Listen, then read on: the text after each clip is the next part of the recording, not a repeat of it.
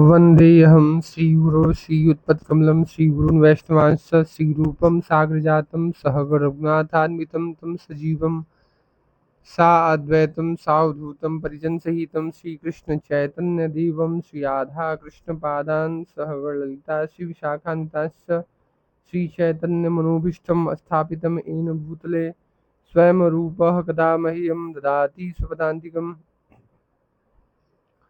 तप्त कांचन गौरांगी राधे वृंदावनेश्वरी वृषभानुस्ते देवी प्रणमामि हरिप्रिये। हे कृष्ण करुणा सिंधु दीनबंधु जगतपते गोपेश गोपिका कांत राधा कांत नमस्ते। नमो महावदान्य कृष्ण प्रेम प्रदायते कृष्णाय कृष्ण चैतन्य नामने गौरत्विषे नमः। ओम अज्ञानतिमिरान्धस्य ज्ञानाञ्जनशलाकया चक्षुरुन्मीलितं येन तस्मै श्रीगुरुवे नमः।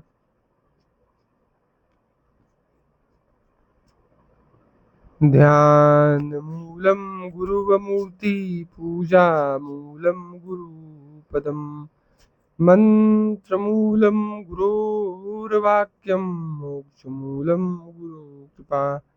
पूज्यपाद सद्गुरुदेव भगवान की जय। वृंदावन धाम की जय। महाधाम राधा कुंड की जय। अनंत कोटि वैष्णव वृंद की जय। अनंत कोटि रसिक महापुरुषों की जय। समस्त विप्रन की जय। जय जय श्री राधे श्याम।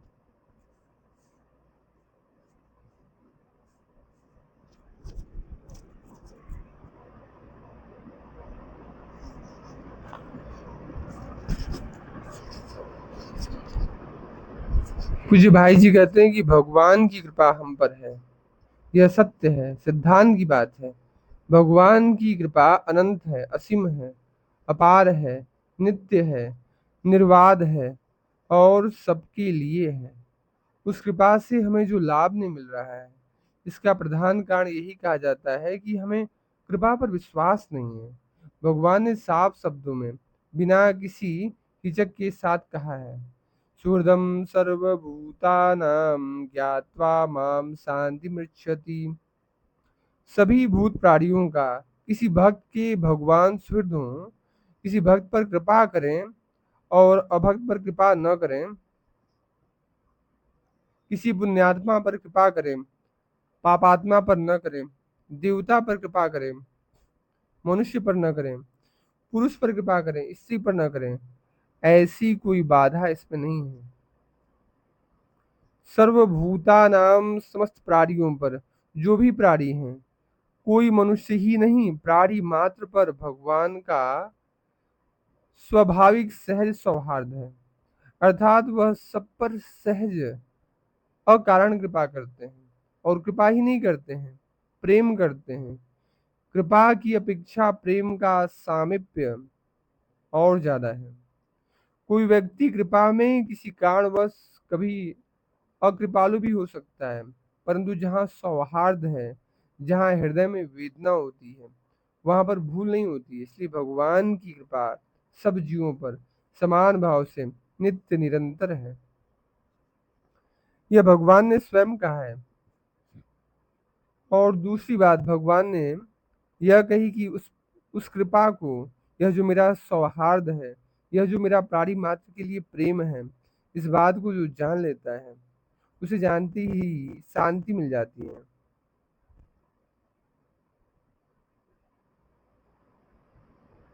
भगवान की कृपा को और भगवान के सौहार्द को जो प्राणी जान लेता है, भगवान के प्रेम को, उसको शांति मिलती है। यह भगवान के वाक्य हैं, और भगवान के वाक्य झूठे नहीं हो सकते। भगवान जो कुछ कहते हैं, या तो उसका अर्थ नहीं समझे, या भगवान जैसा कहते हैं वैसा हम बने नहीं। इस बात में जो ज्यादा महत्वपूर्ण बात है वह बीच में आई है, और वह है ज्ञातवा। भगवान सबके सुहृद हैं, इस बात को मैं जानना चाहिए। किसी का कोई मुकदमा लगा हो, किसी पर कोई विपत्ति आई हो, सांसारिक, और उसमें राजा की बात पृथक रही, राष्ट्रपति की बात पृथक रही, यदि जिले का कलेक्टर कह दे कि हम तुम्हारे मित्र हैं, हम तुम्हारा भला करने पर तत्पर हैं, तुम डरो मत।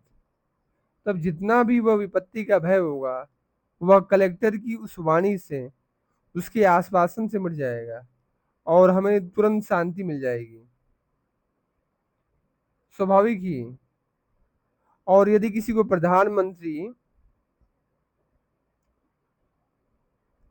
पंडित नेहरू चिट्ठी लिख दें कि तुम किसी भी प्रकार से घबराओ नहीं, हम तुम्हारे साथ हैं,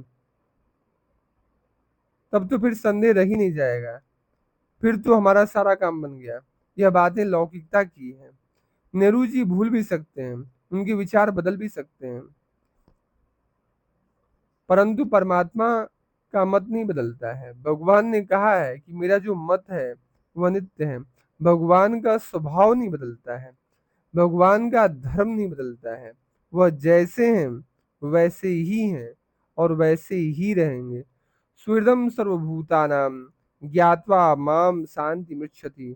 इसमें जो भगवान ने कहा कि मैं समस्त प्राणियों का सुहृद हूँ, इस बात को जान लेने पर शांति मिल जाती है। यदि हम जान लेते हैं कि भगवान की हम पर अहेतु की कृपा है। भगवान ने श्रीमद् भगवत गीता में कहा है कि जो मुझे पुरुषोत्तम जान लेता है वह सब प्रकार से मुझे ही भजता है। स सर्विद भजती माम सर्वभावेन भारत। हम उन्हें पुरुषोत्तम जान लेते हैं, उन्हें कृपालु, दयालु और कृपा सागर जान लेते हैं और यह समझते कि उनकी हम पर बड़ी भारी कृपा है, तो हमारी चिंता मिट जाती है। यह स्वाभाविक बात है। किसी भी अपने से बड़े, अपने से महान शक्ति वाले के प्रति यदि हमारा विश्वास हो जाए कि वह हमारा है, उसकी मुझ पर बड़ी कृपा है, उसका बड़ा स्नेह है, तो चिंता और भय दूर हो जाते हैं। और यह बात स्वयं भगवान कहते हैं। चिंता और भय भगवान को अपने ऊपर कृपा करने वाला मानने पर भी यदि रहते हैं, तो स्वाभाविक सिद्ध होता है कि भगवान हम पर कृपा कर रहे हैं, कृपालु हैं। इस बात को हमने जाना ही नहीं। चिंता और भय का जब तक हमारे हृदय में स्थान है, तो इससे स्वाभाविक सिद्ध होता है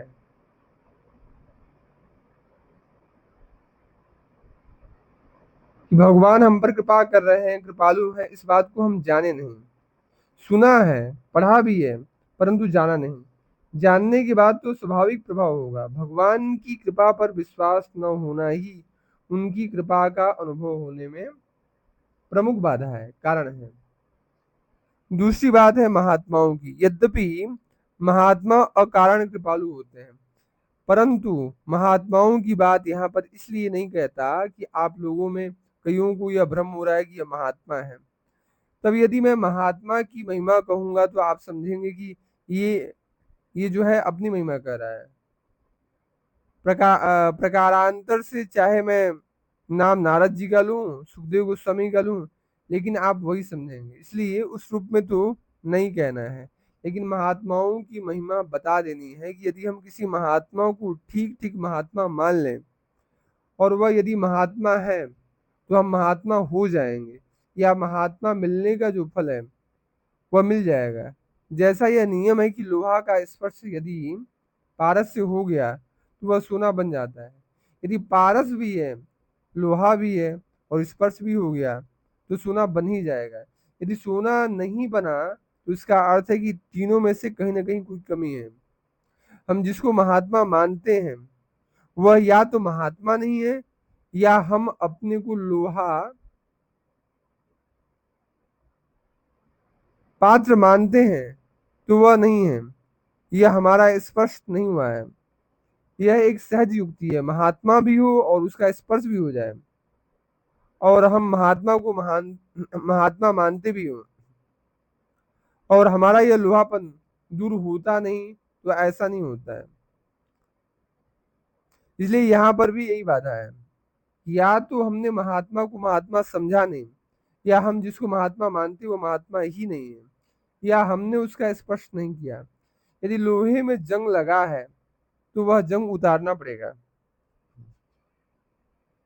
वह जंग ही व्यवधान है, वह स्पर्श नहीं होने दिया। जब भगवान कहते हैं कि मुझे सुहृद मानते ही शांति मिल जाएगी और शांति नहीं मिल रही है, तो इसका यही कारण है कि हमने भगवान को सुहृद माना ही नहीं। मान लेंगे तो मिल जाएगी, क्योंकि भगवान की कृपालुता ऐसी ही है। एक और प्रश्न लोग पूछते हैं कि भगवान की दया से, प्रार्थना से, नाम से लौकिक और पारलौकिक विषय में क्या हो सकता है?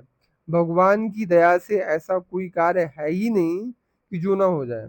जिसको हम असंभव मानते हैं वह भी असंभव भी संभव हो जाता है। जो कर तुम अकर तुम अन्यथा कर तुम समर्थ है, उसी का नाम भगवान है। जो सब कुछ कर सके, जो सर्वशक्तिमान हो, उसका नाम भगवान है।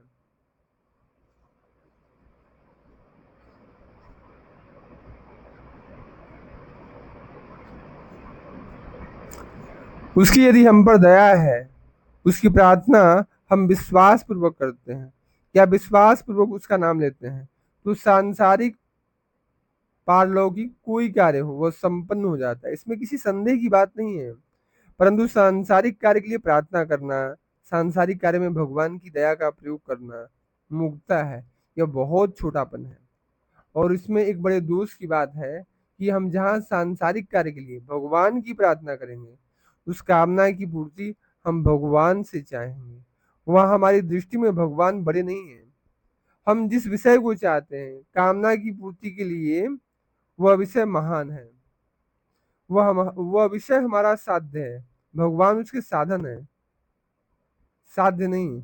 यदि मान ले कि किसी कारण से भगवान ने हमारे मनोरथ को कुछ समय के लिए नहीं पूर्ण किया, और किसी ने आकर कहा कि भगवान की प्रार्थना में क्या रखा है, यह सब व्यर्थ की बात है, फालतू बात है।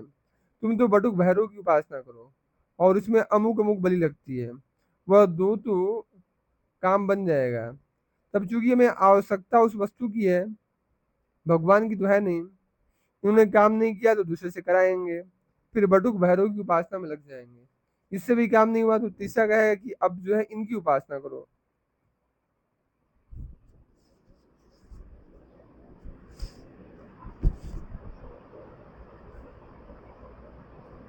हरे कृष्णा कृष्णा कृष्णा हरे हरे, हरे राम राम राम हरे हरे, हरे कृष्णा कृष्णा कृष्णा हरे हरे, हरे राम राम राम हरे हरे।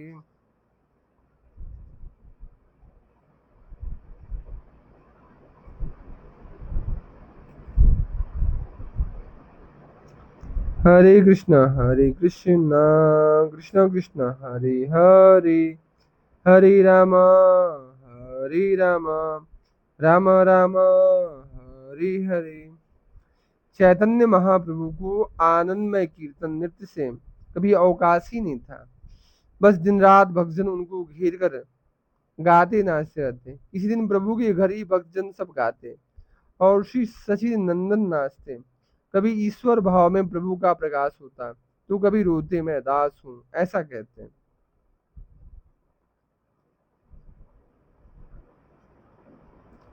श्री वृंदावन दास ठाकुर माँ से कहते हैं, भाइयों, प्रभु के श्रीअंग में जो प्रेम के सात्विक विकार प्रकट होते हैं, उनकी समता अनंत ब्रह्मांडों में नहीं।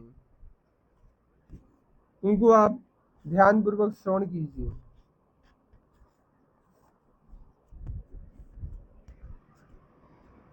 जैसे जैसे प्रभु गौर चंद नृत्य करते, भक्त वृंद भी वैसे वैसे ही महान आनंद पूर्वक गाते थे।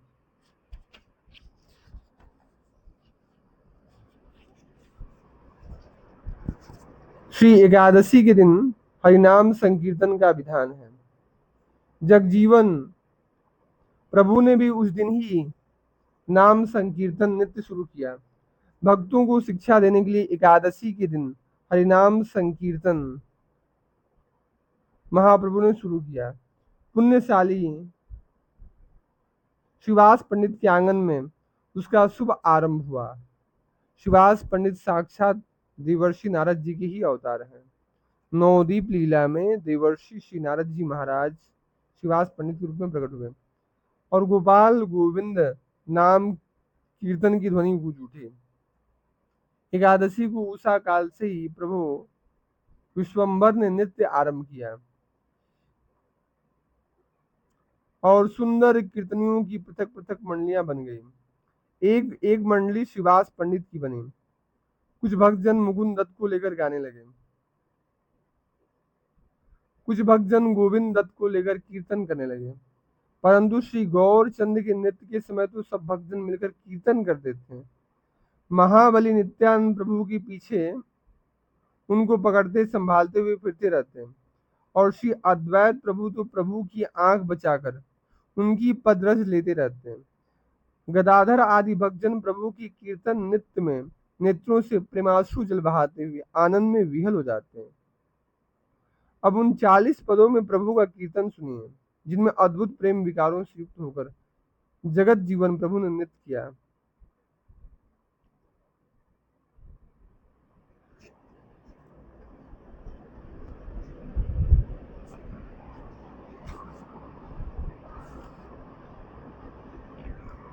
हरे राम जखन कांदे प्रभु प्रहरेक कांदे लुटाए भूमि ते केस ताहा नाही बांधे से क्रंदन देखी हेन केन काष्ट आछे ना पड़े विहल हैया से प्रभु पाछे जखने हास्य प्रभु महा अट्टहास सही है प्रहरेक आनंद विलास दास्य भावे प्रभु निज महिमा ना जाने जिनुलू बोले उठे घने घने छड़े छड़े आपने गाई उच्च ध्वनि ब्रह्मांड हृदय एन हीन मत सुनी छड़े छड़े है अंगूर ब्रह्मांडेर भर धरिते समर्थ केहू नहीं अनुचर छड़े है तुला है ते अत्यंत पातल हरि से करिया कांधे बुलय सकल प्रभु रे करिया कांधे भागवत गण पूरा आनंद हई करे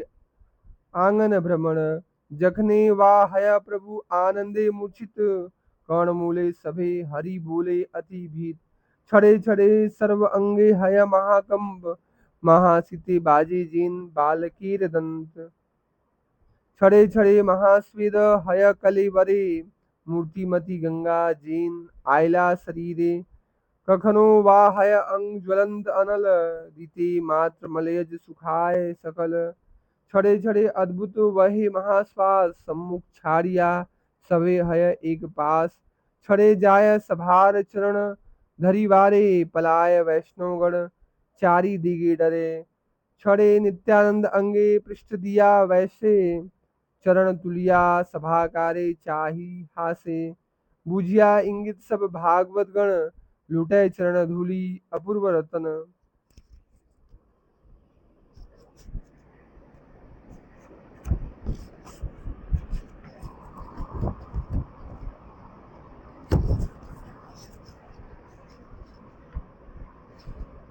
आचार्य गोसाई बोले आरे आरे चूरा भांगिल सकल तूर भारी भूरी मोरा महानंदे विश्वंबर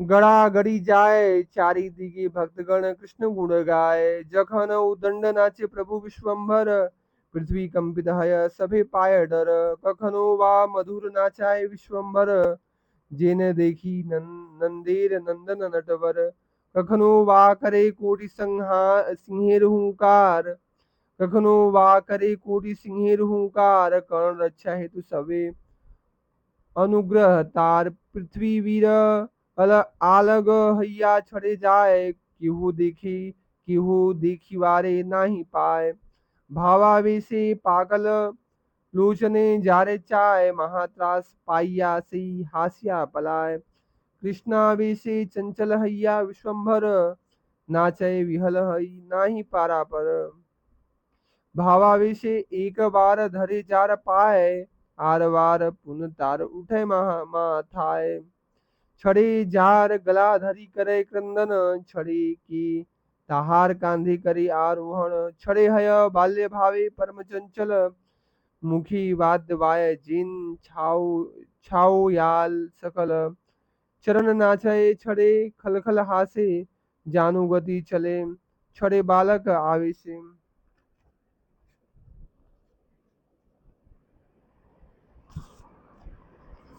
चारों ओर गोविंद नाम की ध्वनि हो रही थी और श्री सची नंदन श्री कृष्ण चैतन्य महाप्रभु भक्ति रंग में भरे हुए नृत्य कर रहे थे। प्रभु को घेर कर भक्तगण हरे कृष्णा कृष्ण कृष्ण हरे हरे, हरे राम राम राम हरे हरे, हरि नाम संकीर्तन कर रहे थे। जिस समय प्रभु रोना शुरू करते हैं तो पहाड़ भर तक रोते ही रहते हैं। भूमि पर उनके केस बिखर जाते हैं पर उन्हें बांधते नहीं थे। उनके उस रोने को देखकर ऐसा कौन काष्ठ हृदय व्यक्ति होगा जो विहल होकर प्रभु के पीछे न गिर पड़ता। और जब प्रभु हंसते तो बड़े जोर से ठहाके मार कर हंसते। यह आनंद विलास भी प्रहर तक चलता रहता। कभी दास से भाव में भरकर प्रभु अपनी महिमा को भूल जाते और बार बार जीत लिया कह उठे। कभी अपने आप बड़े ऊंचे स्वर से गाने लगते। वह ध्वनि स्वर ऐसी सुनाई देती मानो ब्रह्मांड को फूटती हुई चली जा रही हो। कभी कभी आपका श्रीअंग ब्रह्मांड जैसा भारी हो जाता जिसे पकड़ रखने की सामर्थ्य किसी परिकर में नहीं होती। कभी कभी कभी क्षण भर में श्रीअंग रूई से भी ज्यादा हल्का हो जाता और तब बड़े आनंद से उन्हें कंधे पर उठाकर भक्तजन सब घूमने लगते। भक्तजन प्रभु को कंधे पर उठाकर आनंद पूर्वक होकर आंगन में नाचते फिरते। जब प्रभु आनंद में मूर्छित हो जाते तो अति भयभीत होकर सब आपके कड़मूल में कान में हरी हरी हरी हरी कहते। क्षण में आपके सर्वांग में महाकंप होता। उस समय आपके अंग ऐसे थरथर हिलते जैसे अत्यंत शीत से बालकों के दांत बजते हैं। क्षण में आपके शरीर से बड़ा भारी पसीना बहने लगता मानो शरीर में मूर्तिमयी गंगा ही आ गई हो। और कभी शरीर धगधगाती हुई अग्नि के समान हो जाता, उस पर चंदन का लेप करते ही करते सूख जाता है। क्षण में अद्भुत लंबे श्वास निकलने लगते। उस समय सामने से हटकर सब एक तरफ हो जाते।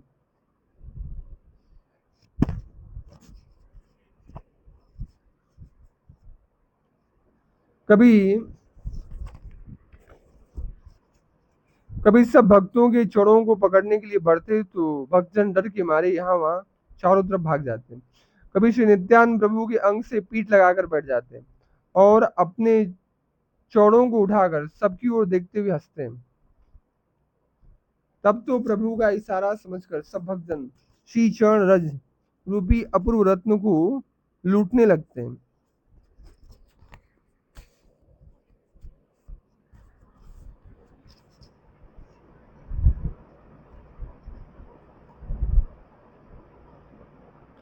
महाप्रभु दास्य भाव में जब आविष्ट होते थे तो अपनी महिमा को भी नहीं जानते थे। श्री महाप्रभु चैतन्य सदा दास्य भाव यानी भक्त भाव में आविष्ट रहते थे।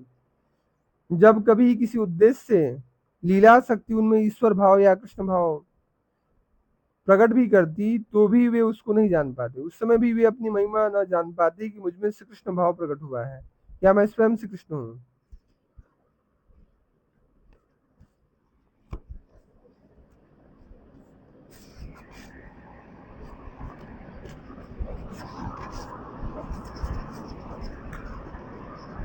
लीला शक्ति जब उनका कृष्ण भाव अंतरहित कर देती तो तत्क्षण उनमें फिर वही भक्त भाव ही दिखलाई देता था। प्यार की दूसरी पंक्ति श्री महाप्रभु कृष्ण भाव में आविष्टता को सूचित करती है। मैंने जीत लिया। यह ईश्वर भाव में वचन है क्योंकि भक्त भाव की यह बात नहीं हो सकती। भक्तों में किसी को पराजित करने का मनोभाव प्रकट ही नहीं होता। ब्रजलीला में जैसे कुश्ती में श्री कृष्ण किसी सखा को जब पराजित कर देते तो वे कह उठते थे मैं जीत गया इत्यादि। दूसरी पंक्ति में चैतन्य महाप्रभु की उसी प्रकार की ईश्वर भाव की अभिव्यक्ति है। तब श्री अद्वैत प्रभु कहते हैं, अरे ओ चोर, तेरी सारी चालाकी का भंडा मैंने फोड़ दिया। अर्थात आप में जो ईश्वरत्व का गांभीर्य है, आप जो अपने आप को गोपन करते आ रहे थे, छिपाते भी आ रहे थे, हमने जान लिया है, आप वही माखन चोर श्री कृष्ण हैं। भगवान श्री कृष्ण चैतन्य महाप्रभु तो महा आनंद में भूमि पर लोटपोट होकर पड़े रहते हैं और चारों ओर भक्तजन कृष्ण गुणगान करने लगते हैं। जब प्रभु विश्वम्भर उद्दंड नृत्य करते तो पृथ्वी कांप उठती और सब भक्त डर जाते। और कभी कभी श्री कृष्ण चैतन्य महाप्रभु ऐसा मधुर नृत्य करते कि देखने पर नटवर नंद नंदन जैसे ही लगते हैं। कभी करोड़ों सिंहों जैसी हुंकार करते हैं, उससे कान नहीं पड़ते, बस इसे केवल उनकी कृपा ही समझो। कभी पृथ्वी से ऊपर उठ जाते, उस समय कोई तो महाप्रभु को देख ही नहीं पाता और कोई भगवत कृपा पात्र देख पाता। भावावेश से घूर्णायमान लोचनों से जिस ओर देखते हैं वही महाभयभीत होकर हंसता हुआ भाग जाता है। श्री कृष्ण आवेश में चंचल विहल विहल होकर के चैतन्य महाप्रभु नृत्य करते हैं।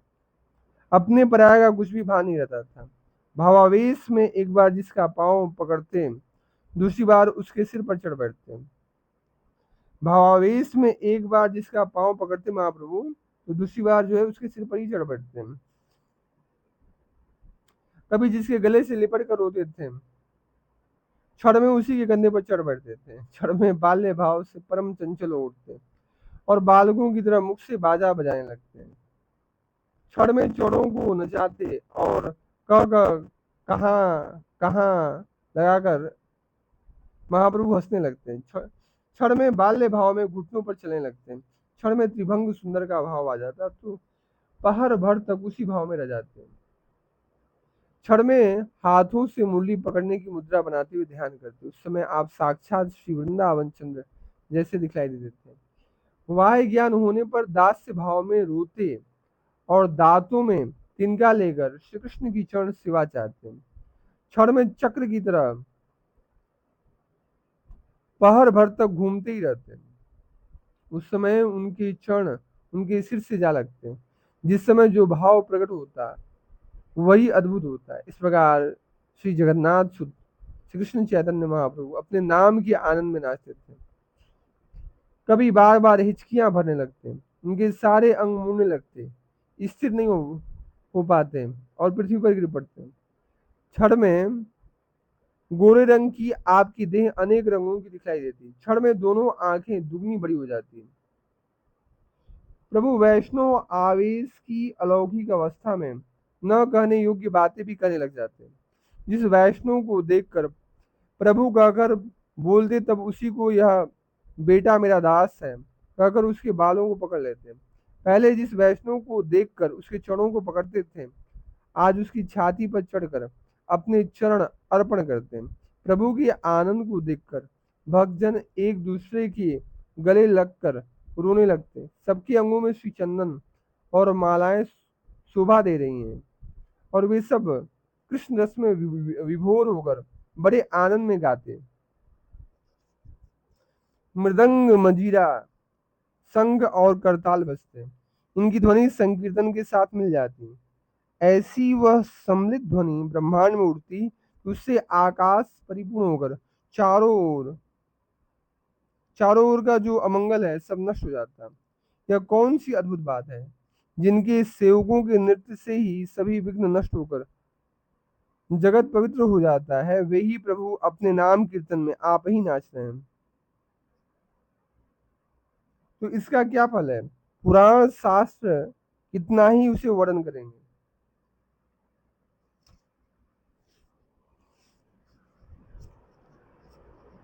चारों ओर मंगल में श्री हरि संकीर्तन हो रहा होता और मध्य में भगवान श्री कृष्ण चैतन्य महाप्रभु नृत्य करते। जिनके नाम के आनंद में शिव जी को अपने वस्त्रों का ज्ञान नहीं रहता है, जिनके रस में मतवाले होकर शिव जी नाचते हैं वे ही प्रभु स्वयं नाच रहे थे। जिनके नाम से वाल्मीकि तपस्वी बने और अजामिल मुक्त हुआ, जिनके नाम सुनने से संसार बंधन का नाश होता है, ऐसे प्रभु स्वयं प्रकट होकर कलयुग में नृत्य कर रहे हैं। जिनके नामों को लेते हुए सुखदेव गोस्वामी नारद विचरण किया करते हैं हजार वदन शेष जी जिनका गुणगान करते रहते हैं, जिन प्रभु का नाम सर्वश्रेष्ठ प्रायश्चित है, नाम से बड़ा कोई प्रायश्चित नहीं है, वही प्रभु तो स्वयं नृत्य कर रहे हैं और भाग्यवान जन देख रहे हैं। हाय इस पापिष्ट का जन्म तब नहीं हुआ जो ऐसे महा महोत्सव के दर्शन करता। श्री व्यास जी की इस अभिप्राय को जान करके ही सुखदेव गोस्वामी ने श्रीमद् भागवत महापुराण में कलयुग की प्रशंसा की है। चैतन्य महाप्रभु अपने निजानंद में नाच रहे थे। आपके चरणों का ताल सुनने में बड़ा ही मनोहर लगता था। भावावेश में माला आपके गले में नहीं रहती थी, वह टूटकर भक्तों के ऊपर जा पड़ती थी। गरुड़ की सवार का वह सुख आज कहाँ चला गया। संग चक्र गदा पद्मधारी रूप भी न जाने कहाँ चला गया। शेष सैया पर सैन का सुख भी न जाने कहाँ रह गया। आज तो प्रभु दास्य भाव में भक्तों के चरणों की धूलि पर लौटते हुए रुदन कर रहे हैं। वैकुंठ के वे सब सुख भी न जाने कहाँ रह गए। आज प्रभु दास्य सुख में और सब सुखों को भूल गए। और कहाँ गया लक्ष्मी की मुख कमल के देखने का वह सुख। आज तो प्रभु विरही बनकर भुजा और मुख को उठाए हुए रो रहे थे। जिनकी दासता को पाकर शंकर नारद आदि सब ऐश्वर्य को ठुकरा करके दास होकर विचरण करते हैं, वही प्रभु सब सुखों को त्याग करके दांतों में तिनका लेकर आप ही अपनी दास्य भक्ति के लिए प्रार्थना कर रहे हैं। ऐसे दास्य भक्ति योग को छोड़कर जो और कुछ मांगते हैं, वे अमृत को छोड़कर मानव विष के लिए दौड़ते हैं।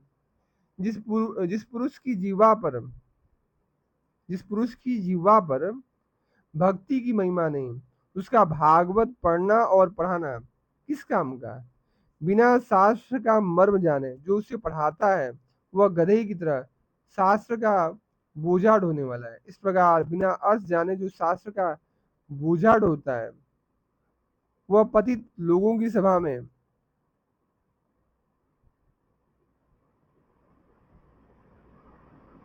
भक्तिहीन अर्थ की व्याख्या करता फिरता है।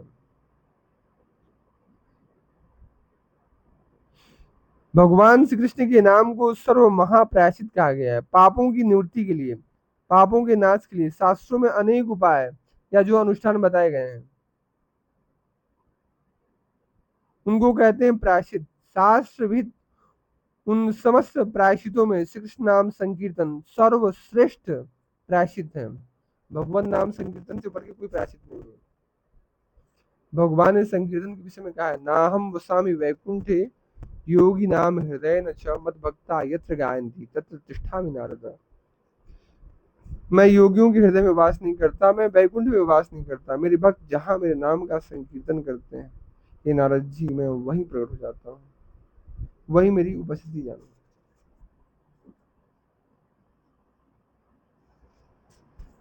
उसका कारण यह है कि अनान्य प्रायश्चितों से जिस पाप के लिए वे बताए गए वह पाप विनष्ट हो जाते हैं, किंतु उन पापों का मूल जड़ें विनष्ट नहीं होती। शास्त्रों में जो अन्य प्रायश्चित बताए गए उससे क्या होता है, पाप का नाश होता है। पाप करने की प्रवृत्ति का नाश नहीं होता है, लेकिन हरिनाम संकीर्तन से पाप का भी नाश होता है और पाप करने की प्रवृत्ति का भी नाश होता है।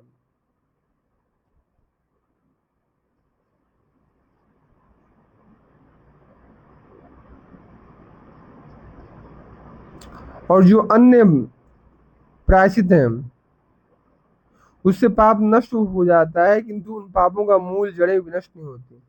उन प्रायश्चितों के बाद भी प्रायश्चित करने वालों को फिर उन्हीं पापों को करते देखा जाता है, किंतु नाम संकीर्तन से सर्वविध पापों का मूल अर्थात रजस तमोमयी माया नष्ट हो जाती, इसलिए वह सर्व महाप्रायश्चित है।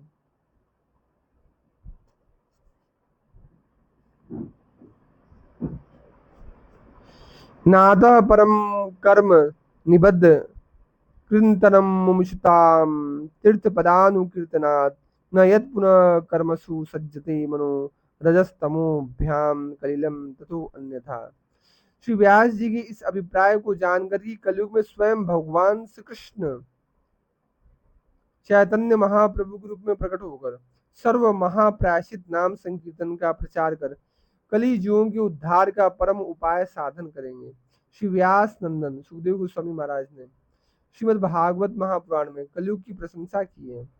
उन्होंने कहा है कि हे परीक्षित, कलयुग दोषों का, पापों का भंडार है, किंतु उसमें एक महान गुण यही है कि श्री कृष्ण नाम संकीर्तन से जीव संसार सागर से मुक्त हो जाएगा और भगवान के परम धाम को प्राप्त करेगा। वेद और भागवत कहते हैं कि प्रभु की दासता परम धन है। इस दासता के लिए लक्ष्मी, ब्रह्मा, शिव जी भी प्रयत्नशील रहते हैं। भगवान श्री कृष्ण चैतन्य महाप्रभु की वचनों में जिसको विश्वास नहीं है वह चेतना शून्य ही है, और क्या कहूं। भगवान श्री कृष्ण चैतन्य महाप्रभु दास्य भाव में नृत्य करते हैं और चारों ओर अति मनोहर कीर्तन ध्वनि होती है।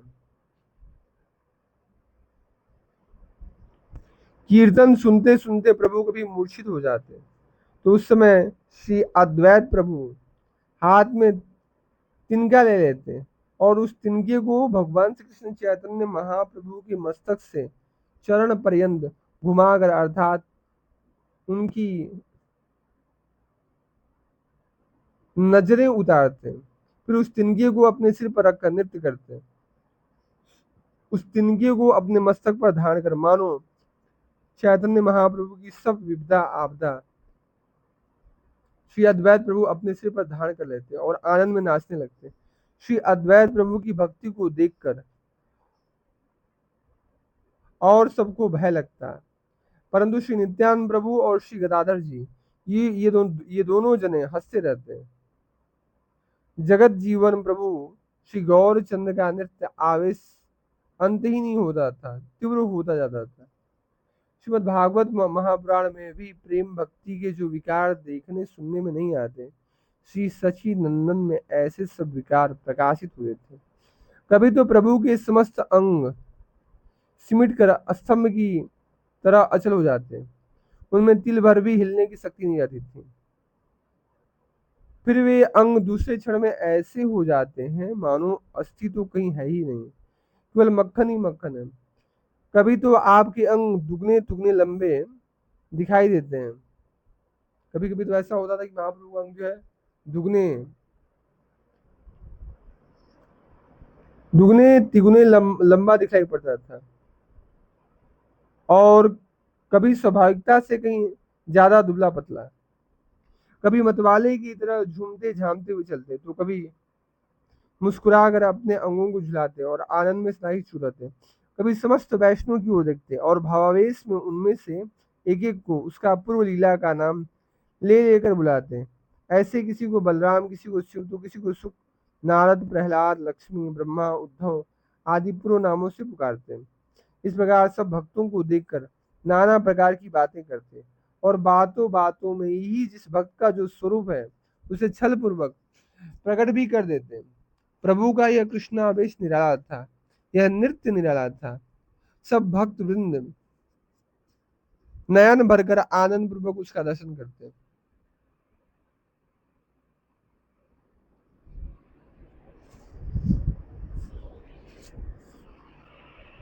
भगवान श्री कृष्ण चैतन्य महाप्रभु के संकीर्तन के समय जो प्रेम के सुदीप्त सात्विक विकार होते थे, जिनका प्रवृत्ति कतिपय प्यारों में वर्णन किया जा चुका है, वे अछूत होते थे और फिर ये समाप्त होने में नहीं आते थे।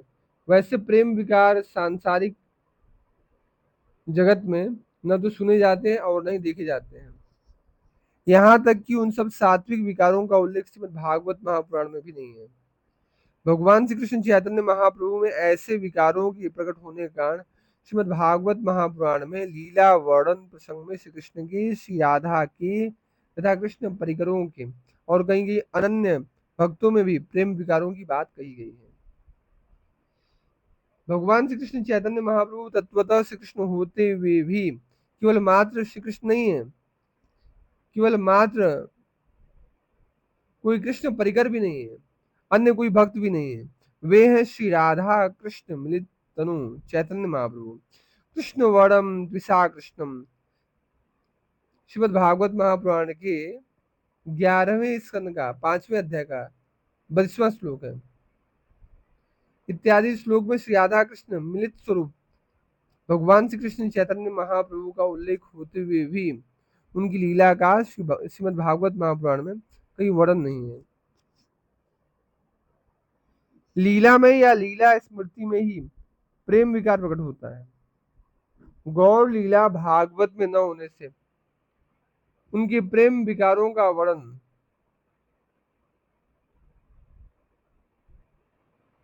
उसमें हो भी नहीं सकता है। गौर सुंदर के स्वरूप का जैसा एक अपूर्व वैशिष्ट्य है, उनकी स्वरूपानुबंधिनी लीला का भी वैसा कुछ अपूर्व वैशिष्ट्य रहा होगा। फिर प्रेम विकारों का भी कुछ अपूर्व वैशिष्ट्य रहेगा ही। उनकी लीला भागवत नहीं तो लीला व्यपदेश से प्रकट होने वाले अपूर्व वैशिष्ट्य में प्रेम विकारों का उल्लेख उसमें कैसे होता है। सांसारिक जगत में वैसे प्रेम विकारों के देखने सुनने का कोई प्रश्न नहीं उठता। कृष्ण विरह में जो सुदीप्त सात्विक विकार श्री राधा रानी में प्रकट होते थे, ब्रज लीला में वे इतने उद्दाम या तीव्र नहीं होते थे जो राधा कृष्ण मिलित तनु स्वरूप श्री गौर सुंदर में नवदीप लीला में प्रकट होते थे।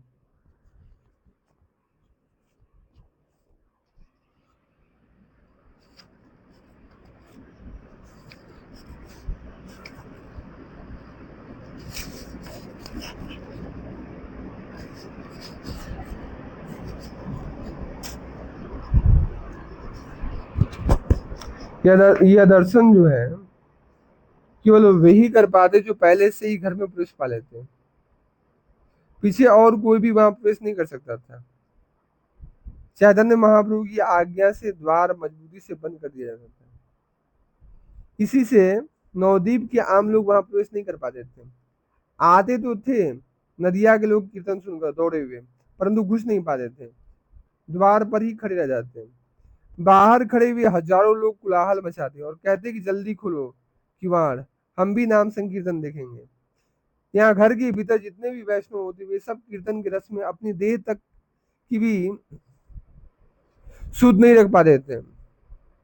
संकीर्तन का ऐसा आवेश होता था कि साधकों को भक्तों को देह की भी सुध नहीं रहती, बेसुध से पड़े रहते।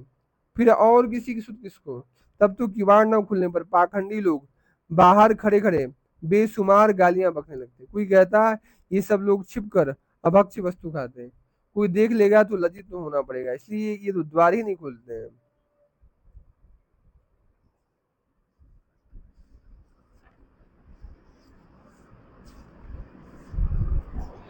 दूसरा कहता ठीक ठीक यही बात है, कुछ ऐसी वस्तु न खाते पीते तो आठों पर ऐसे कैसे चिल्ला सकते हैं। कोई कहता कि भाई ये लोग मदिरा लाते हैं और रात में लोगों से छिपा कर यहाँ पीते हैं। कोई कहता निमाई पंडित तो भला मानस था, नारायण ने उसका ऐसा चित कैसे कर दिया। तब कोई कहता यह तो पूर्व का संस्कार मालूम होता है। और कोई कहता नहीं यह संग दोष है, एक तो शासन करने वाला इसका बाप नहीं है, उसके ऊपर वायु का रोग और फिर संग दोष। बेचारा निमाई इतने दिन इनके संग दोष से ठगा गया है। कोई कहता है यह तो सब अध्ययन भी भूल गया, महीना भर अभ्यास छूट जाए तो मनुष्य व्याकरण ज्ञानहीन हो जाता है। कोई कहता अरे भाई मैं जान गया सब कारण, दरवाजा बंद करके कीर्तन करने का गुड़ रहस्य मैं जान गया। सुनो ये लोग रात में मंत्र पढ़कर 5 कन्याओं को ले आते हैं, उनके साथ अनेक प्रकार की सामग्री भी लाते हैं, भक्ष्य भोज्यादि वस्तुओं को उन्हें खिलाकर आप खाते हैं और गंधमाला वस्त्र उनको धारण कराकर उनके साथ अनेक प्रकार से रमण करते हैं। बाहर के लोग देख लेंगे तो उनका संग नहीं बनेगा, इस विचार से दरवाजा बंद करके बड़ी मौज लूटते हैं ये।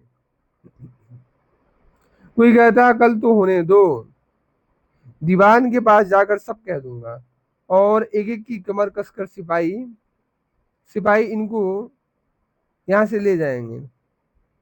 जो कीर्तन इस राज्य में देश भर में कहीं नहीं था उसको ला करके अकाल पैदा कर दिया है। इन्होंने पुरानी बातें सब चौपट हो गई। इसी कारण हम समझते हैं कि दैव ने वर्षा बंद कर दी जिससे धान की फसल नष्ट हो गई, एक कौड़ी तक की पैदा नहीं होती। चोरों की धरोहर को संभालने वाले शिवास को कल मैं ठीक कर दूंगा और उस अद्वैताचार्य को भी देखना कल उसकी क्या दशा करता हूँ। न जाने कहाँ से नित्यानंद अवधूत आकर शिवास के घर में टिक गया है। वही ये सब करतूत करा रहा है। ऐसे नाना प्रकार के भय दिखा देते भी पाखंडी लोग, परंतु वैष्णव जन आनंद में भरे रहते हैं, कुछ भी नहीं सुनते। फिर कोई कहता है यह नाचना ब्राह्मणों का धर्म नहीं है। ये लोग पढ़े लिखे होकर के भी ऐसा कर्म करते हैं, नाच गान करते हैं। कोई कहता अरे इनका तो मुंह देखना भी ठीक नहीं है, इनके साथ बातचीत करने से सारी कीर्ति ही नष्ट हो जाती है। इस नित्य कीर्तन को यदि कोई भला आदमी देख ले तो वह भी ऐसा ही हो जाता है। प्रत्यक्ष देख लो ना, निमाई पंडित बड़ा सुबुद्धिमान था, पर इनकी संगति से उसका चित्त ऐसा ही हो गया है। कोई कहता अरे ये इस बात को नहीं जानते कि आत्मा का साक्षात्कार किए बिना चिल्लाने से कुछ कार्य बनता ही नहीं है। अपने शरीर की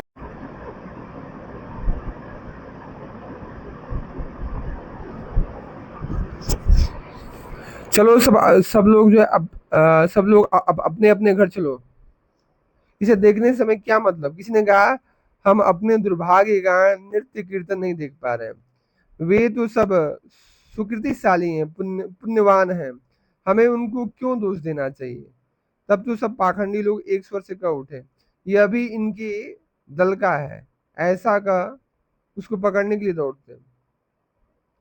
सैकड़ों आदमियों ने एक व्यक्ति को घेर कर कलह मचाना शुरू कर दिया। ऐसे कीर्तन को न देखने में क्या बुराई है हमारी? यह भी कोई जप है या तप है या तत्वज्ञान है कि जिसे न देख पाने पर हम अपने कर्मों का दोष विचार करें? ये सब लोग चावल, केला, मूंग, दही इत्यादि वस्तुओं को इकट्ठी करके एक साथ मिलकर खाते हैं और जात पात का सत्यानाश कर रहे हैं। तो इस प्रकार परिहास करने के लिए पाखंडी लोग देखने को आते कि देखें तो ये पागल लोग करते क्या है। इस प्रकार बकवास कर सब पाखंडी लोग घर लौट जाते हैं। एक जाता है तो दूसरा दरवाजे पर चला आता है।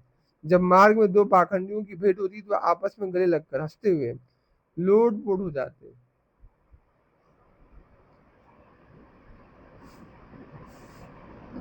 फिर जिसने कीर्तन नहीं देखा उसको पकड़ कर वहां ले जाते। कोई कोई तो किसी के कहने सुनने पर भी वहां नहीं जाता। कोई कहता भाई हमने तो यही देखा और सुना है कि निमाई पंडित को लेकर ये लोग पागल हो गए हैं। यह कीर्तन की ध्वनि है या शिवास के घर में मेढकों की टर्टर का सुर मचा हुआ है, या दुर्गा के उत्सव में सारी गीत गाने वाली गायक विशिष्ट लोगों की होड़ मची हुई है। जब देखो तब बस हरि बोल हरि बोल यही सुनाई पड़ता है। इन लोगों ने तो वाणी को कलंकित कर डाला है। बड़े आश्चर्य की बात है, नदिया में जहाँ हजारों बड़े बड़े भट्टाचार्य हैं वहां ऐसे ढोंगी लोग भी रहते हैं। कल इस नदिया से शिवास वामन ब्राह्मण के शिवास पंडित के घर को तोड़ फोड़ कर गंगा में बहा देना है। पाखंडी लोग ऐसा विचार करने लगे कि कल इस नदिया से शिवास ब्राह्मण के घर को तोड़ फोड़ करके गंगा जी में बहा देंगे, उस ब्राह्मण को भगा देंगे। इसी में गांव की कुशलता है, नहीं तो इस गांव को यवन राजा पूरा खा जाएगा। यद्यपि इस प्रकार से पाखंडी लोग कोलाहल मचा देते हैं, फिर भी वे सब महाभाग्यशाली ही हैं, कारण कि उन्होंने प्रभु के साथ एक ही गांव में जन्म लिया है। ये पाखंडी लोग भी विशेष कृपा पात्र हैं, बड़े सौभाग्यशाली हैं, क्योंकि इनका जन्म नवदीप धाम में हुआ, प्रभु के साथ जन्म लिए हैं, तो इसलिए हमारे लिए प्रणम में है।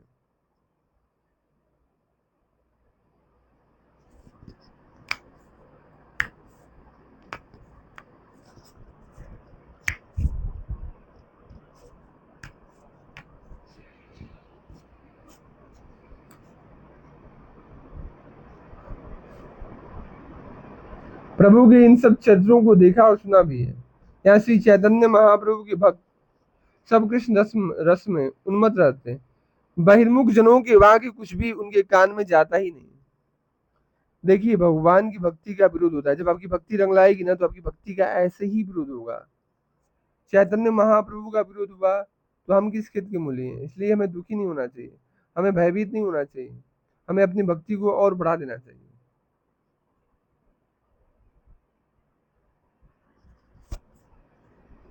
हम भगवान की भक्ति करें, लेकिन भक्ति के नाम पे पाखंड न करें, अपनी भक्ति का प्रदर्शन न करें। हमारे परम पूज्य प्रातः स्मरणीय राधा कुंड वासी पूज्य पार्षद गुरुदेव भगवान दीक्षा के बाद गुरु महाराज पंचामृत देते हैं। गुरु महाराज कहते हैं, मस्तक पर ऊर्ध्व पुण्य तिलक धारण करो, वैष्णव तिलक धारण करो, गले में तुलसी कंठी पहनो, मुख से हरे कृष्ण महामंत्र का जप करो, एकादशी का व्रत करो और भगवान को समर्पित करके प्रसाद पाओ। ये सतगुरुदेव भगवान का मूलभूत सिद्धांत रहता है, आदेश रहता है।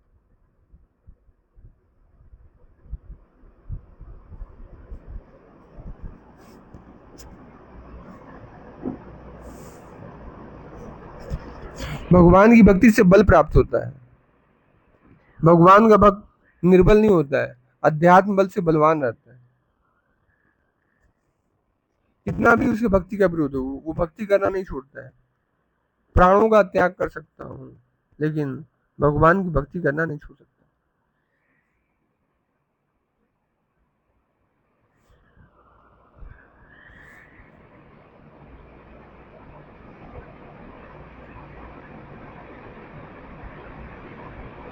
भक्तजन जय कृष्ण मुरारी मुकुंद वनमाली आनंद से दिन रात गाते रहते, और विश्वम्भर देव भी दिन रात भक्तों के साथ नाचते गाते रहते। किसी को भी थकावट नहीं मालूम पड़ती थी, सबकी देह सत्वमय थी। कहने को तो कीर्तन 1 वर्ष तक हुआ, परंतु इस कीर्तन में कितने युग बीत गए। भगवान श्री कृष्ण चैतन्य महाप्रभु के साथ आनंद में विभोर होकर यह कोई भी जान नहीं पाया कि 1 वर्ष बीत गया। जैसे महारास विलास में कितने ही युग बीत गए थे, परंतु गोपियों ने उसे आधे क्षण के समान ही समझा। ऐसे ही श्री कृष्ण का प्रकाश अचिंत्य है। भगवान श्री कृष्ण चैतन्य महाप्रभु के भाग्यवान दासी से जानते हैं। इस प्रकार चैतन्य महाप्रभु नृत्य कर रहे थे। अब केवल एक पहर रात्रि शेष रह गई थी। इतने में भगवान श्री कृष्ण चैतन्य महाप्रभु सब शालिग्राम शिलाओं को अपनी गोद में लेकर विष्णु सिंहासन पर जा बैठे। श्री विश्वम्भर के बोझ से सिंहासन चर्चा चर्चा करने लगा, तो झट से दौड़कर श्री नित्यानंद प्रभु ने सिंहासन को स्पर्श किया। स्पर्श करते ही सिंहासन में अनंत देव का अधिष्ठान हो गया और वह टूटने से बच गया। उस पर श्री गौरांग देव झूलने लगे। श्री बलराम, श्री नित्यानंद, श्री कृष्ण, श्री गौर के पादुका का सिंहासन आदि रूप में आत्म प्रकट कर श्री कृष्ण श्री गौर को धारण करते हैं।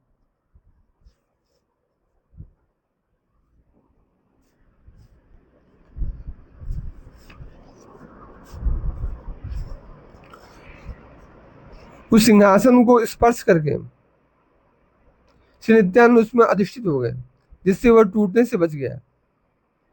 भगवान श्री कृष्ण चैतन्य महाप्रभु की आज्ञा से कीर्तन बंद हो गया।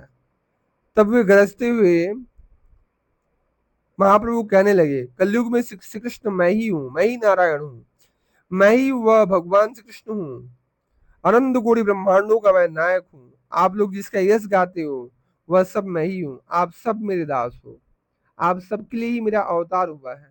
आप जो कुछ मुझे देते हो वही मेरा आहार है, इसलिए आप लोगों ने भी अपना सर्वस्व मुझे भेंट कर दिया।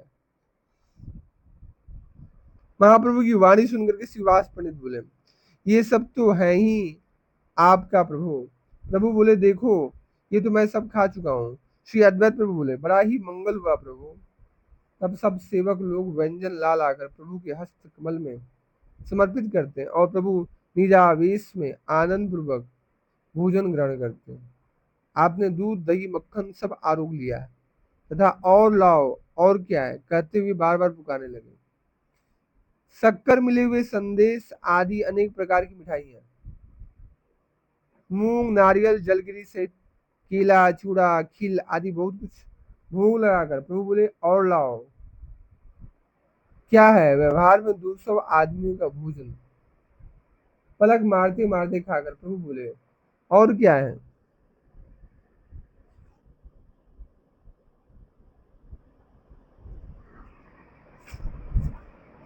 लाओ तो, यहाँ तो कुछ भी नहीं है। यह देख सुनकर भक्तजन सब भयभीत होकर भगवान को स्मरण करने लगे।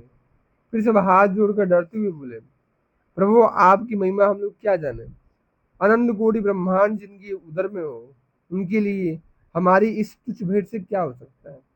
महाप्रभु बोले, भक्त की भेंट तुच्छ नहीं होती, लाओ लाओ, झटपट लाओ। क्या है? भक्तजन बोले बोले प्रभु, अब तो केवल कपूर सुवासित तांबुल मात्र रह गए हैं। प्रभु बोले, लाओ, वही मुझे समर्पित कर दो, कुछ चिंता मत करो। तब तो सबको बड़ा आनंद हुआ और भय दूर हो गया। जिनका अधिकार था, केवल वे प्रभु को पान खिलाने लगे। श्री भगवान को पान खिलाने का, मुख में देने का अधिकार केवल उनकी कांता शक्ति को ही है।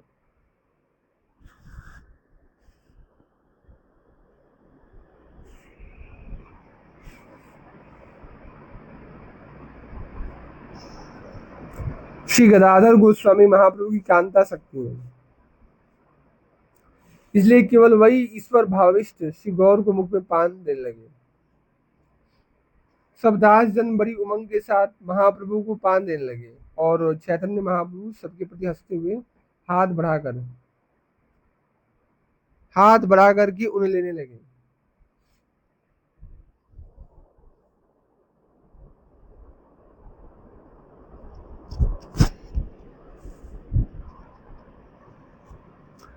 चैतन्य महाप्रभु का हृदय गंभीर है, परंतु बाहर छड़ में महाप्रभु मुस्कुरा रहे थे। यह देखकर सब भक्तों के चित्त में भय का संचार होता था। इतने में चैतन्य महाप्रभु दोनों आंख लाल लाल करके हुंकार करते हुए बार बार नाढ़ा नाढ़ा पुकारने लगे। उस समय भक्त वृंद ने चैतन्य महाप्रभु को महादंडदाता के रूप में देखा। किसी की शक्ति नहीं कि सम्मुख हो। श्री नित्यानंद महाप्रभु के सिर पर छत्र धारण कर रहे थे और श्री अद्वैत प्रभु के सामने हाथ जोड़कर स्तुति कर रहे थे। सब भक्त वृंद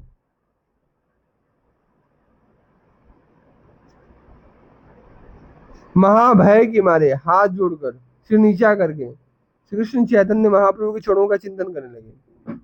इस ऐश्वर्य लीला के सुनने से जिसको सुख होता है, वह अवश्य ही भगवान श्री कृष्ण चैतन्य महाप्रभु के श्रीमुख का दर्शन कर पाएगा। जो भक्त जहां पर है, वह वहीं पर स्थिर रहे। प्रभु की आज्ञा बिना कोई ऊपर उठ नहीं सकता। तब प्रभु श्री अद्वैत प्रभु के मुख की ओर ताकते हुए बोले, महाप्रभु ने कहा, वर मांग, तेरे लिए ही मेरा यह अवतार हुआ है। इसी प्रकार सब भक्तों की ओर देख देख कर हंसते हुए उनसे कहने लगे, वर मांगो, वर मांगो। इस प्रकार चैतन्य महाप्रभु अपने ऐश्वर्य को प्रकाशित कर रहे थे, जिसे देखकर भक्तजन सुख के सागर में बहे चले जा रहे थे।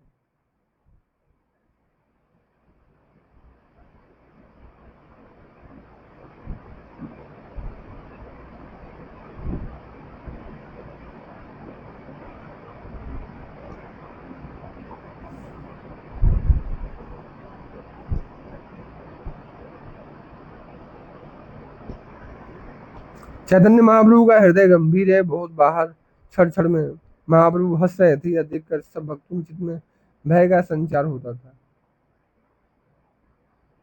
इतने में प्रभु दोनों आंखें लाल लाल करके हुंकार करते हुए बार बार नाढ़ा नाढ़ा नाढ़ा पुकारने लगे।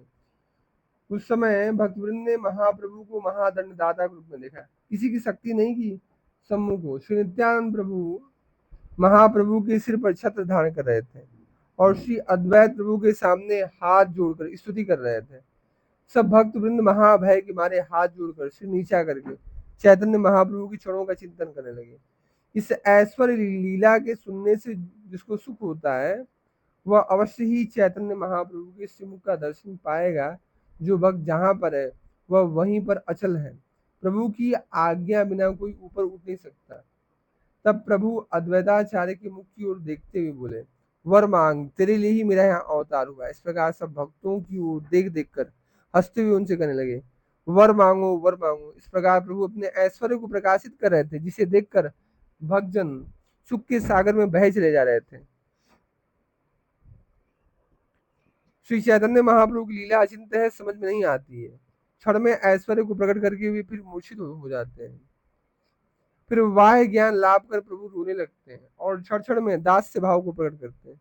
वैष्णव को देखकर रोते हुए उनको गले लगाते हैं और सबको भाई बंधु का अगर बोलते हैं। प्रभु ऐसी लीला करते हैं, कोई समझ नहीं पाता। वास्तव में उनके सेवक बिना चैतन्य महाप्रभु के सेवक के उनके तत्व को कौन समझ सकता है। प्रभु के चरित्र को देखकर भक्तगण सब हंसते हैं और कहते हैं कि नारायण अवतीर्ण हुए हैं। कुछ देर तक प्रभु गौर सुंदर विष्णु सिंहासन पर बैठे रहे और फिर आनंद मूर्छा को प्राप्त हो गए और संज्ञा शून्य होकर पृथ्वी पर गिर पड़े। यह देखकर सब पार्षद चारों रोने लगे, शंका पूर्वक आपस में कहने लगे, हम सबको छोड़कर ठाकुर चल दिए क्या।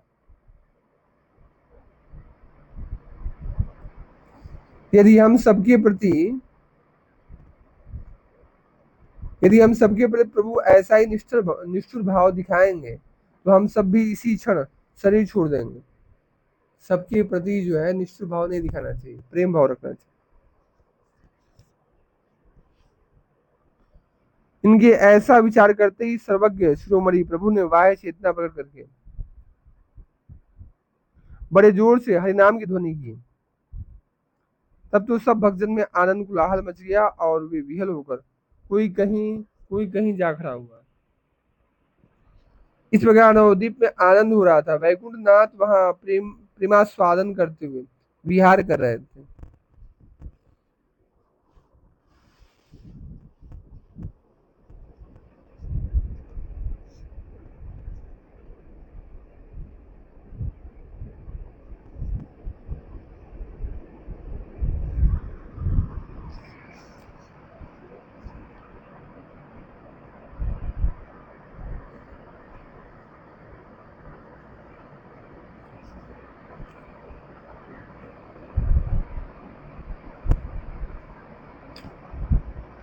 तो इनके ऐसे विचार करते ही सर्वज्ञ शिरोमणि प्रभु ने वाय चेतना प्रकट करके बड़े जोर से हरिनाम की ध्वनि की।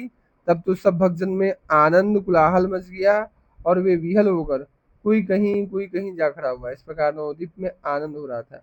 वैकुंठ नाथ वहां प्रेमास्वादन करते हुए विहार कर रहे थे। इन सब पुण्य कथाओं को जो श्रवण करते हैं उनके मन में भक्तों के सहित श्री गौरांग महाप्रभु निवास करते हैं। श्री कृष्ण चैतन्य महाप्रभु की जय, श्री नित्यानंद प्रभु की जय। आप मेरे प्राण जीवन है।